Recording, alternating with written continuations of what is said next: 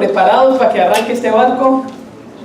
Y para empezar, quiero que nos acordemos de lo que Orlando nos enseñó hace 8 días.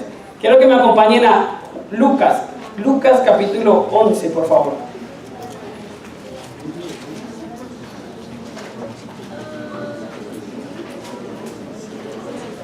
Y básicamente Orlando hace 8 días nos enseñaba de acerca de cómo la luz, que es Jesús, debe habitar en nosotros, pero esa luz que hay en nosotros debe generar unos frutos, ¿es verdad? Debe ser visible. ¿Saben? Lucas en este pasaje me parece muy increíble lo que viene a hacer. ¿Por qué? Jesús, en todo el capítulo 11, Jesús está hablando sobre la oración, sobre Belcebú y Jesús y Belcebú, pues de dónde venía hablando sobre la señal de Jonás y por último habla sobre la lámpara del cuerpo. Al parecer, si nos ponemos como en el lugar, pareciera como si Jesús estuviera dando una predicación y empieza a hablar de todos estos pasajes, que todos vienen conectados y tienen un mensaje, ¿cierto? Pero Lucas hace algo muy interesante aquí.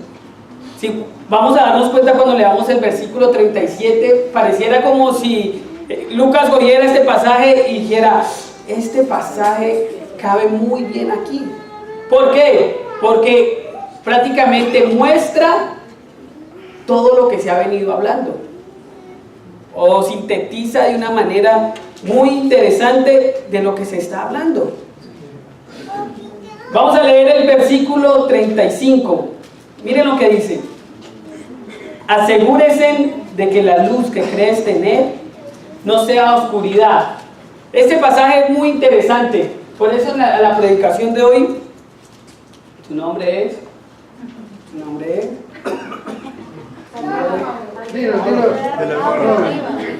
No, sí, es que se está cambiando, pero el nombre es: la luz que crees tener puede ser oscuridad. Y qué interesante, porque lo que está hablando aquí básicamente es que la luz que hay en nosotros puede convertirse en oscuridad. Es lo que dice aquí: esfuércense o asegúrate de que la luz que crees tener no sea oscuridad. Entonces Lucas lo que está haciendo aquí está diciendo, bueno, listo, Jesús ha venido hablando de esto. Los versículos que siguen es la práctica de lo que vimos hace 8 días. ¿Recuerdan? Que la lámpara del cuerpo, bueno, esta es la práctica de la lámpara del cuerpo. Que la luz que creemos tener se puede convertir en oscuridad. Y lo que vamos a hablar hoy está en Lucas capítulo 11, versículo 37. Vamos a leer. Cuando Jesús terminó de hablar, un fariseo lo invitó a comer con él. Así que entró en la casa y se sentó a la mesa. Pero el fariseo se sorprendió al ver que Jesús no había cumplido con el rito de lavarse antes de comer. Resulta que ustedes, los fariseos, le dijo el Señor, limpian el vaso y el plato por fuera, pero por dentro están ustedes llenos de codicia y de maldad. ¡Necios! ¿Acaso el que hizo lo de afuera no hizo también lo de adentro? Den más bien a los pobres de lo que está dentro, y así todo quedará limpio para ustedes. Ay de ustedes, fariseos, que dan la 10ª parte de la menta, de la ruda y de toda clase de legumbres, pero descuidan la justicia y el amor de Dios. Debían haber practicado esto sin dejar de hacer aquello. Ay de ustedes, fariseos, que se mueren por los puestos en las sinagogas y los saludos en las plazas. Ay de ustedes, que son como tumbas sin lápida, sobre las que anda la gente sin darse cuenta. Uno de los expertos en la ley respondió, Maestro, al hablar así también nos insultas a nosotros. Contestó Jesús, ay de ustedes también, expertos en la ley. Abruman a los demás con cargas que apenas se pueden soportar, pero ustedes mismos no levantan ni un dedo para ayudarlos. Ay de ustedes, que construyen monumentos para los profetas, a quienes los antepasados de ustedes mataron. En realidad, aprueban lo que hicieron sus antepasados. Ellos mataron a los profetas y ustedes les construyen los sepulcros. Por eso dijo Dios en su sabiduría: les enviaré profetas y apóstoles, de los cuales matarán a unos y perseguirán a otros. Por lo tanto, a esta generación se le pedirá cuentas de la sangre de todos los profetas derramada desde el principio del mundo, desde la sangre de Abel hasta la sangre de Zacarías, el que murió entre el altar y el santuario. Sí, les aseguro que todo esto se les pedirá cuentas a esta generación. Hay de ustedes, expertos en la ley, porque se han adueñado de la llave del conocimiento. Ustedes mismos no han entrado, y a los que quieren entrar le han cerrado el paso. Cuando Jesús salió de allí, los maestros de la ley y los fariseos, resentidos, se pusieron a acosarlo a preguntas. Estaban tendiendo trampas para ver si fallaba en algo. Pero en realidad no sé qué tan resentidos estaban. Yo no sé, yo me imagino que pensaron: no, ¿usted para qué invitó a este hombre aquí a comer? Y en vez de comer, mire lo que nos hizo, nos dio muy duro. ¿Saben? Este pasaje habla de la luz que debemos tener, porque los fariseos y los maestros de la ley no es que estuvieran mal, en el buen sentido de la palabra, ¿cierto? Ellos no hacían las cosas porque realmente se sentían como: hay mal de mi corazón y quiero hacer el mal, ¡ay, lo voy a hacer! No. Ellos pensaban que lo que estaban haciendo estaba bien para Dios. Es más, estaba dentro de su celo y su amor por Dios. Ellos pensaban de que con eso estaban glorificando a Dios. Pablo lo dice en Gálatas 1:13, del 14: yo, que era celoso por las cosas de Dios. Entonces, en realidad ellos no estaban como: es que yo soy malo y quiero hacer... No, ellos pensaban que con eso estaban agradando a Dios. Precisamente, ellos pensaban que tenían la luz, que ellos tenían la luz en su corazón, pero resulta que su luz tal vez no era luz, era oscuridad. Por eso es la práctica de lo que se viene hablando, que la luz que creemos tener puede ser oscuridad. Por eso en el día de hoy quiero que veamos 3 razones por las cuales la luz que creemos tener puede ser oscuridad. Vamos a hacer un paralelo de lo que habla Jesús y nuestras vidas. A ver, ¿cómo esa luz que creemos tener se puede convertir en oscuridad? Número 1, la luz que creemos tener puede ser oscuridad por las tradiciones. ¿Qué es una tradición? Según el diccionario de la Real Academia, mire lo que dice: transmisión de noticias, composiciones literarias, doctrinas, ritos, costumbres, etc., hechas de generación en generación. Pero mire también qué dice: doctrina, costumbre, etc., conservada en un pueblo por transmisión de padres a hijos. En varias religiones, cada una de las enseñanzas o doctrinas transmitidas oralmente o por escrito desde los tiempos antiguos o el conjunto de ellas. Básicamente, una tradición es las costumbres, leyes o doctrinas creadas, ¿sí?, o interpretadas de un texto sagrado por ciertas personas de autoridad, padres o personas de autoridad dentro de la comunidad, que se convierte en textos de autoridad. ¿Sí me hago entender? Entonces, por eso dice doctrinas o costumbres que se van transmitiendo, ¿cierto? Entonces realmente no hay un texto que diga esto es, no. Hay personas que sí lo han elaborado, pero en realidad es lo que los padres y las personas han generado en una comunidad y lo empiezan a transmitir y se va expandiendo de generación en generación. ¿Qué fue lo que pasó? Miren el versículo 38. Pero el fariseo se sorprendió al ver que Jesús no había cumplido con el rito de lavarse antes de comer. Yo me imagino esto. Yo me imagino que el fariseo invitó a Jesús a comer, ¿cierto? Entonces ya seguramente la fama de Jesús estaba por todos lados. Ya sabían quién era Jesús, ya sabía quién hablaba. Entonces yo me imagino que cuando Jesús entró a la casa, todos, ¿qué va a hacer? ¿Cómo se va? Y entra Jesús y entra 12 más, ¿cierto? Y sin pensar, apenas vieron comida y dijeron, ¡comida! ¡Venga para acá! Y ve, ¿pero qué hicieron los fariseos? Oiga, ¿por qué usted come sin antes lavarse las manos? En realidad, esto no es una cuestión de higiene, que se estaban lavando, no. Eso era una costumbre, una tradición ceremonial de ellos. ¿Qué hacían ellos? Bueno, ellos dicen, me pareció muy interesante lo que hacían. Se lo voy a tratar de describir. Resulta que cuando llegan a la casa, en las mesas habían como unos cántaros de agua especiales para esto. Pero esto no era aquí cuando uno tiene hambre que llega y se lava y sale. No, no señores. Imagínense que tenían que coger la cantidad de agua, ¿sí? Y lavarse de la punta de los dedos, donde entiendo es ir subiendo, ir para arriba y para abajo, con mucha meticulosidad, ¿sí? Con mucho cuidado tenían que lavarse las manos de arriba hacia abajo. ¿Pero por qué lo hacían?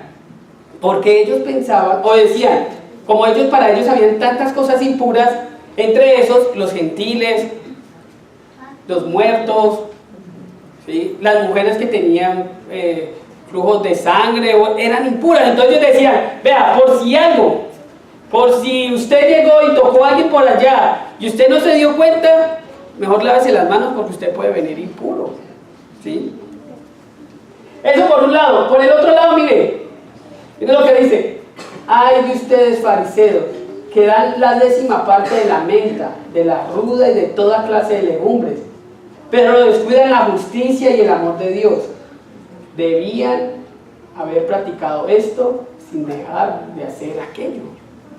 Jesús mismo está reconociendo que no necesariamente estaba mal lo que ellos estaban haciendo, lo estaban haciendo con convicción para Dios. ¿Qué era lo que pasaba? Que se habían olvidado de lo más importante. ¿Saben? Si ustedes revisan toda la Biblia y todos los textos sagrados, o el texto sagrado de ellos, nunca habla de dar la 10ª parte de la menta, de la ruda y de toda clase de legumbres. No habla. Si ustedes vamos a Levíticos y lo leemos, aunque aparece a veces como tedioso leerlo, bueno, lo que se estaban haciendo era precisamente especificando todo lo que se debía hacer, todo lo que se debía ofrendar, y nunca aparecía esto. No, ellos lo inventaron. Ellos crearon la tradición de dar la 10ª parte de la ruda, de la menta y de toda clase de legumbres. ¿Estaba mal? No necesariamente. ¿Qué les está diciendo Jesús? Se olvidaron de lo más importante. ¿En qué momento la luz que ellos podían creer tener, o la luz que ellos tenían, en qué momento se convierte en oscuridad? ¿Cuándo se convierte en oscuridad? Cuando las tradiciones terminan estando por encima de la palabra de Dios. Cuando se terminó siendo más importante lo que decía la gente, por lo que decía este maestro, que por lo que realmente Dios decía en su palabra. Es ahí cuando la luz que creemos tener se puede convertir en oscuridad. ¿Qué les dice? ¿De qué se olvidaron? De su corazón. ¿Sí? ¿Sabe qué es lo que le está diciendo Jesús cuando les dice: ustedes lavan el vaso por fuera, pero no lo lavan por dentro? ¿Sabe qué les está diciendo? Ustedes de la misma forma como ustedes se esfuerzan por lavarse las manos de abajo hacia arriba, de arriba hacia abajo, con ese mismo cuidado debían haber tratado su corazón. Ese mismo empeño que les colocan a sus tradiciones, ustedes mismos, ese mismo empeño tenían que haberle colocado a su corazón. Habla de la justicia y habla del amor de Dios. 3 elementos esenciales que están inmersos en el mensaje de Dios. Ustedes se acuerdan cuando le dicen, en Marcos 12, cuando le dice precisamente Jesús le pregunta a una de estas personas que estaban ahí en ese recinto, no quiero decir a esos mismos, del mismo grupo, les preguntan, ¿cuál es el mandamiento más importante? Amar a Dios sobre todas las cosas y al prójimo. Ellos sabían que a estas cosas había que prestarles atención, pero realmente sus tradiciones estuvieron por encima de lo que Dios deseaba. ¿Sí? La luz que creemos tener se puede convertir en oscuridad, ¿saben cuándo? Cuando no le prestamos atención a esto. Cuando le prestamos más atención a lo que dicen las personas, lo que dijo este hermano, lo que dijo esta hermana. No, es que a mí me importa tanto lo que ellos dicen, que poco me importa lo que dice Dios. Y he visto ejemplos donde hay personas que le ponen más importancia lo que dice un hermano que lo que dice Dios. Así es. Y es ahí donde nuestro corazón empieza a perder. Porque nuestro corazón está más inclinado a lo que dice el otro. Cuando nos fijamos más en lo de afuera, entonces ¿qué queremos? No, queremos una iglesia llena. Queremos una iglesia que tenga todo un plan en todo un año, que los niños tengan todo el plan, esté estructurado y tengan todo organizado, los jóvenes tengan todo ya organizado, dónde van a ir, qué van a hacer, no, y cada domingo se reúnen los universitarios, y para nosotros, eso pensamos de que es una iglesia buena. Y entonces, la iglesia se convierte en nuestro club privado, donde venimos, la pasamos chévere, comemos bien, pero pocas veces tratamos nuestro corazón. Pocas veces le prestamos atención a lo que Dios desea. Es necesario seguir la palabra de Dios y no las tradiciones. En nuestros tiempos, cuando pasamos tiempos como hermanos, por favor, que cada vez prime más las escrituras. Que cada vez más podamos hablar sobre lo que dice aquí, no sobre lo que pensamos. Cuando estudiamos la Biblia con las personas, y tú que estás estudiando la Biblia o que piensas estudiar la Biblia, no nos creas a nosotros. Nosotros te vamos a fallar. Realmente nosotros tal vez nos esforzamos, sí, por ser fieles a Dios. Nos esforzamos por vivir como Él desea, pero realmente fallamos. Necesitas enfocarte cada vez más en acercarte a las Escrituras y enamorarte del Dios que habla en las Escrituras. Ahí es donde necesitamos ir, ahí es donde necesitamos poner todos nuestros ojos y nuestro corazón, para que la luz que creemos tener no se vuelva oscuridad. Las tradiciones pueden opacar nuestra luz, nuestras tradiciones creadas por los hombres. Por ende necesitamos tener mucho cuidado. Vamos a ver la segunda razón. La luz que creemos tener puede ser oscuridad por la superficialidad. Y miren lo que dice aquí. Vamos al versículo 43. Miren lo que dice. Esto es muy interesante y estos versículos son muy interesantes. Cuando empiezan, eso es una forma literaria que usaban los profetas en el Antiguo Testamento para hablar del juicio que se tiene. ¡Ay de ustedes, fariseos, que se mueren por los primeros puestos en las sinagogas y los saludos en las plazas! ¡Ay de ustedes, que son como tumbas sin lápida, sobre las que anda la gente sin darse cuenta! ¿Saben? El pueblo de Israel tiene como costumbre hacer una peregrinación. ¿Qué quiere decir eso? Es como si dijéramos, el templo está aquí en Medellín. Entonces cada año la gente de todo Colombia empieza a acercarse, ¿cierto? Empieza a peregrinar para estos lados. Recuerden que tocar los muertos era algo impuro. Entonces, ¿ellos qué hacían? Para que la gente no quedara impura, llegaban y le echaban, hasta donde entiendo, es como una especie de cal a la tumba, para que cuando la gente venía peregrinando no la tocara y no quedara impuro, sino que saliera por los lados y no las tocara. Es una imagen muy interesante, porque mire lo que le dice, ¿cómo los que son doctores o los que saben de esto, un muerto a los 5, 6 días ya no debe oler muy maluco, ¿cierto? Entonces, imagine lo que le está diciendo. Básicamente lo que le está diciendo es, ustedes, vea, se ven muy bonitos por fuera, pero por dentro están podridos. El 43 habla de, ustedes buscan los primeros puestos en las sinagogas. ¿Y saben? Y estuve pensando, ¿cómo se puede ver eso hoy? Sí, entonces se cree que en las sinagogas, pero las sinagogas pareciera, tenían como unos balcones donde la gente iba a escuchar de Dios. Pero, digamos, aquí al frente habían unas sillas, ¿cierto? Las sillas de honor. Entonces, claro, cuando alguien estaba hablando, estaba leyendo el texto de la ley, todo el mundo veía y tomaba reconocimiento. Y me hacía pensar, no sé si algunos han visto cuando juega la Selección Colombia, ¿cierto? ¿Ustedes han visto cuando juega la Selección Colombia? Que en la Selección Colombia va saliendo y hay una gente que le empieza a gritar desde aquí arriba y uno diría, no, pero qué chévere uno poder ir allá y poderlo, ¡hey, Falcao, bien! Resulta que no es así. No es así.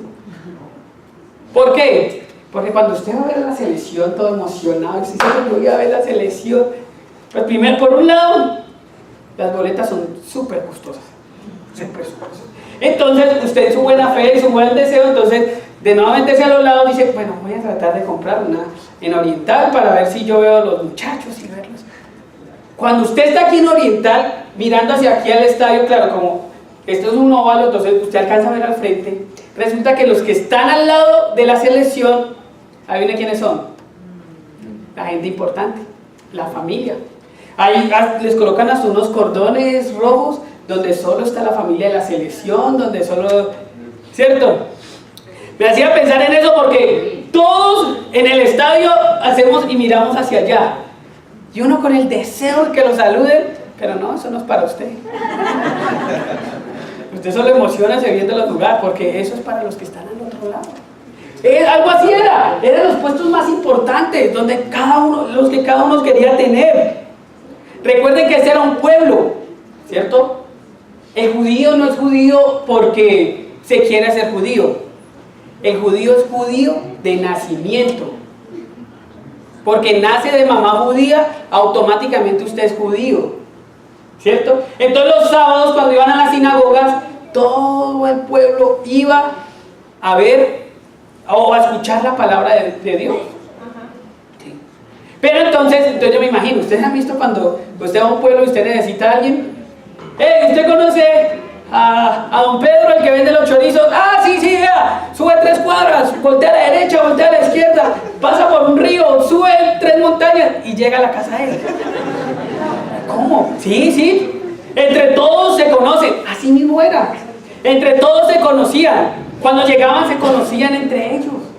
Entonces, claro, ya conozco, el que se pone aquí, es alguien muy importante. Entonces, al parecer, cuando entraban, cada uno los saludaba porque eran personas de respeto. Y ellos también se la creyeron. Ante los ojos de los demás, estaban súper bien, eran los mejores. Miren estas escrituras que nos ilustran mejor la idea de cómo eran ellos. Miren, Mateo capítulo 6, versículo 2. Por eso, cuando des a los necesitados, no lo anuncies al son de trompetas, como lo hacen los hipócritas en las sinagogas, ¿ven? Y en las calles para que la gente le rinda homenaje. Les aseguro que ellos ya han recibido toda su recompensa. Miren esta otra. Cuando oren, no sean como los hipócritas, porque a ellos les encanta orar de pie en las sinagogas y en las esquinas de las plazas para que la gente los vea. Les aseguro que ya han obtenido toda su recompensa.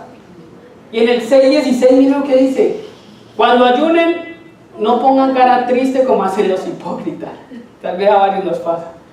Que demudan sus rostros para mostrar que están ayunando. Les asegura que estos ya han obtenido toda su recompensa. Entonces, como les iba diciendo, como era un pueblo, entonces todo el mundo se conocía. Y entonces, durante la semana, estas personas estaban en las esquinas orando. Cuando estaban ayunando, era muy visible que ellos estaban ayunando. Ellos pensaban de que esto era sinónimo de espiritualidad, ¿sí? Pero ¿para qué hacían todo esto? Tal vez mantener su estatus delante de las personas, para ser reconocidos delante del pueblo, sentirse aceptado dentro del pueblo, ¿cierto?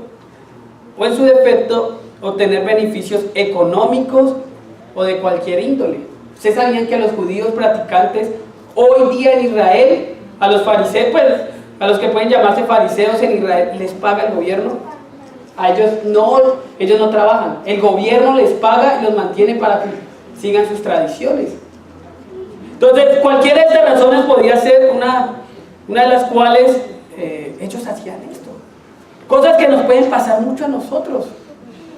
Personas que de pronto reciben una ayuda económica, entonces no se pueden mostrar tal vez que han caído en su fe. ¿Por qué? Porque es que si de pronto me quitan la ayuda, no, yo necesito tanto eso que mejor me muestro bien. Llego el domingo a la iglesia y todo está bien, pero realmente no está bien. Mi corazón no está bien, ¿sí? Cuando sentimos estas cosas es muestra de que hay una profunda necesidad de Dios, que hay una profunda necesidad de volverse a Él y pedirle su ayuda. Miren qué interesante.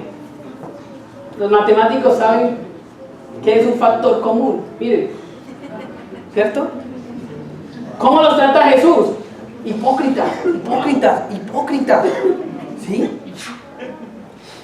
Es como, ¿saben? Y esta palabra me gusta mucho, me ha gustado mucho esta palabra. ¿Saben por qué? Porque esta es una palabra que se utiliza, era como en el teatro, ¿cierto? Entonces, los hipócritas eran como los que se colocan una máscara. Miren esta imagen que me llamó mucho la atención. Miren esta imagen. ¿La ven?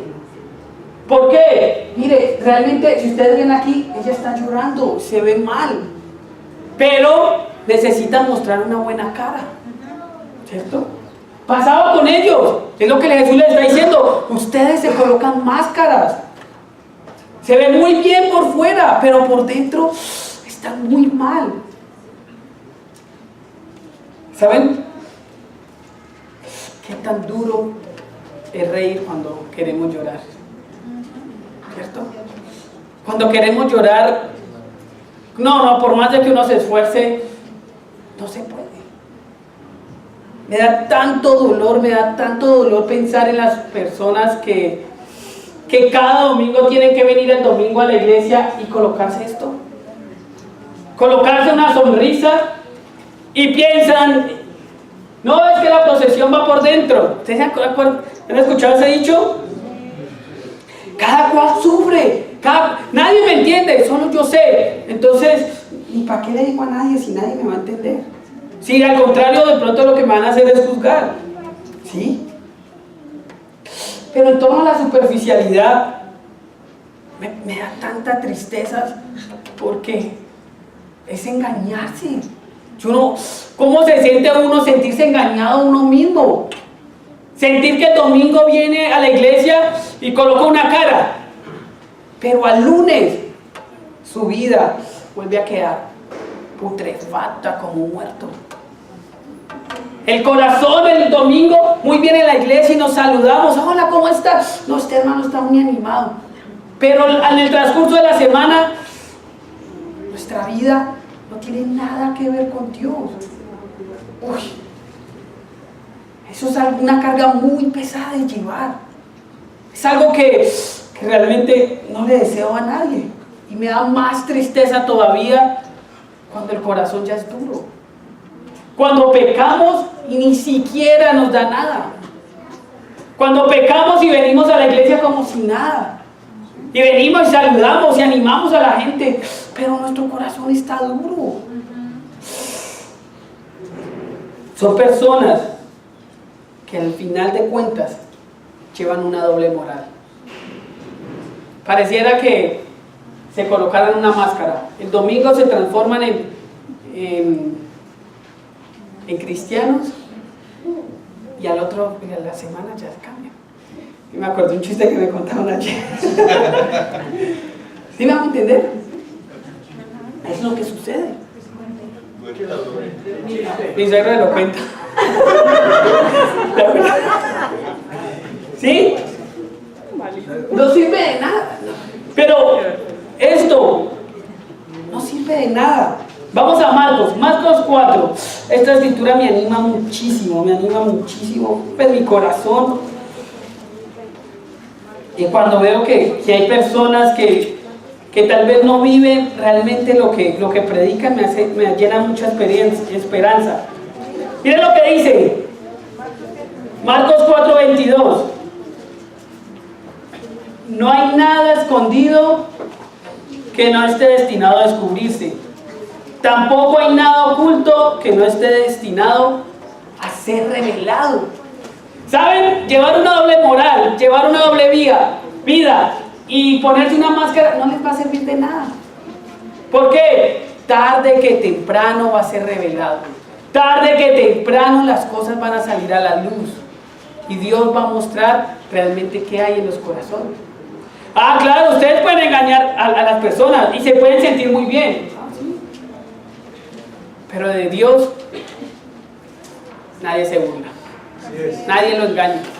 Dios sí está viendo cómo están nuestros corazones y nuestros pensamientos. No seamos orgullosos. Para eso están los hermanos, para animarnos, para ayudarnos. Acompáñenme a la primera de Juan.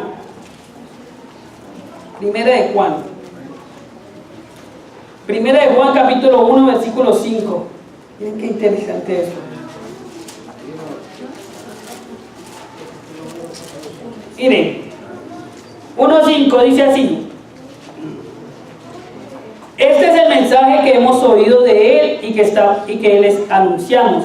Dios es luz y en Él no hay ninguna oscuridad. Si afirmamos que tenemos comunión con Él, pero vivimos en la oscuridad, mentimos y no ponemos en práctica la verdad. Si vives en la oscuridad, pero dices que estás en la luz, no sirve de nada. No sirve de nada. Lo que está diciendo la escritura es sencillo, está muy claro. Si dices estar en la luz, pero vives en la oscuridad, estás lejos de Dios. Punto. No hay más. Si dices ser un cristiano, pero llevas una doble vida, no estás haciendo nada. El llamado que yo te haría es que te arrepientas y te vuelvas a Dios. Y si no te quieres volver a Dios, quédese en su casa. Tranquilos. A nosotros no nos dan plata porque ustedes vengan. No nos interesa tener una iglesia llena de personas. Nos interesa tener una iglesia llena de corazones entregados a Dios. Así es. Corazones que realmente amen a Dios. No se gaste los 5,000 pesos del pasaje. No madrugue. Todos los días le tengo que madrugar y también el domingo. ¿A qué? A nada. ¿Por qué? Porque vengo, escucho, pero al otro día no practico lo que oigo. Vaya para tu casa. Pase con familia. Porque no sirve de nada. Es lo que dice la escritura. El que dice estar en la luz, pero no está en la luz y vive en el pecado, no está con Dios. Es claro lo que está diciendo ahí. Amén. 3. La luz que creemos tener puede ser oscuridad por el legalismo. Y aquí no estoy hablando de ser flexibles con el pecado. No estoy diciendo eso. Lo estoy hablando de un legalismo incoherente y sin sentido. Veamos el versículo 46. Mírenlo acá. Lucas 11:46. Contestó Jesús: ay, que ustedes también, expertos en la ley, abruman a los demás con cargas que apenas se pueden soportar, pero ustedes mismos no levantan ni un dedo para ayudarlos. Los maestros de la ley eran expertos en las excepciones. ¿Qué quiere decir eso? Lo que ellos hacían, ellos tenían reglas.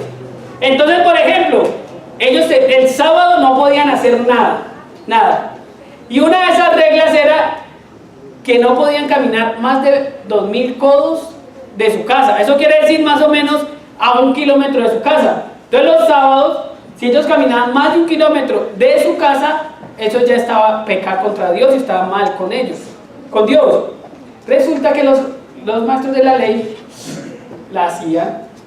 Entonces ellos celebran algo que se llama el Shabbat, que son los viernes en las noches, que es prepararse para recibir el sábado y descansar todo el sábado. Resulta que ellos, ¿qué hacían? Entonces, por ejemplo, Julián yo vivo en Castilla y Julián vive en el centro, ¿cierto?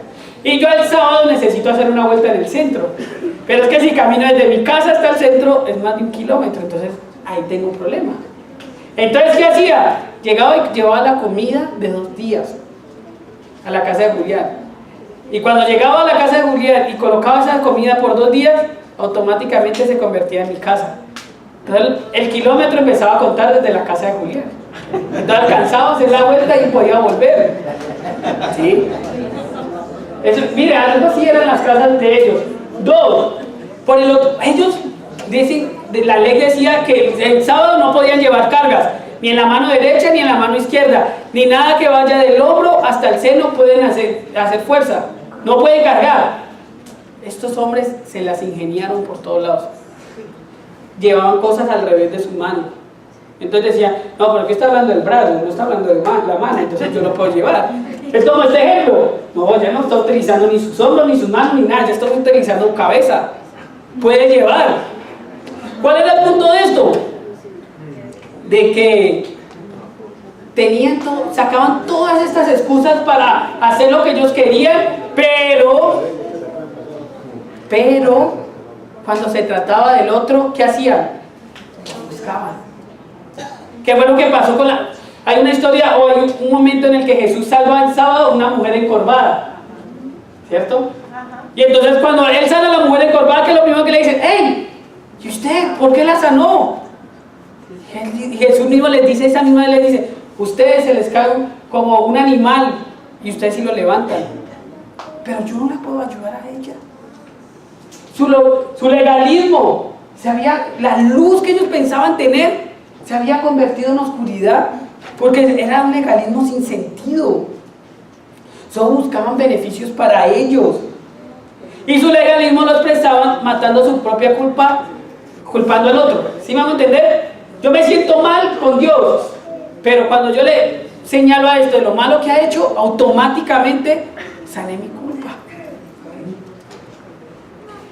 Es un legalismo que al final de cuentas lo que hace es opacar el verdadero mensaje de Dios.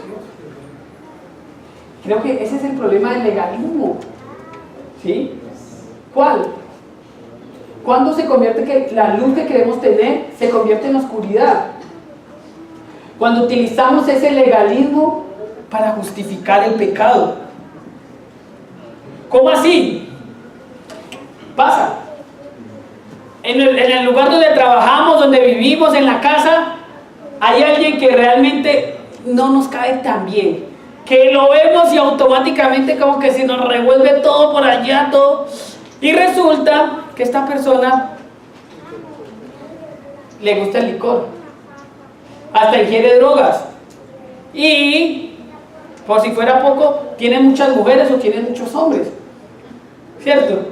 Entonces nosotros, como somos tan espirituales, que decimos, no, Dios me dice que con tales personas yo ni siquiera puedo tener relaciones. No, mejor yo ni siquiera los saludo, porque es que yo necesito ser fiel a Dios. Mentiras. Eso es mentira. Lo que estás haciendo es justificando precisamente el legalismo, justificando el pecado. No se trata de ¿qué es como esta persona? Se trata de qué hay en mi corazón contra esta persona. Es realmente, realmente yo no la aguanto. Bueno, pues a esta persona es la que voy a amar, es la que voy a ayudar. ¿Sí? También pasa, ¿no? Entonces los solteros decimos, se consiguen a alguien que no es cristiano, ¿cierto? A una mujer o a un hombre. Y ahí sí sale todo el furor de su misión. No, es que yo la tengo que invitar a comer, la tengo que invitar a comer un helado, porque la voy a compartir mi fe, porque la voy a llevar a Dios. No, es que la tengo que comer, la tengo que invitar a comer helado, porque si no, no se convierte a Dios. Eso no es.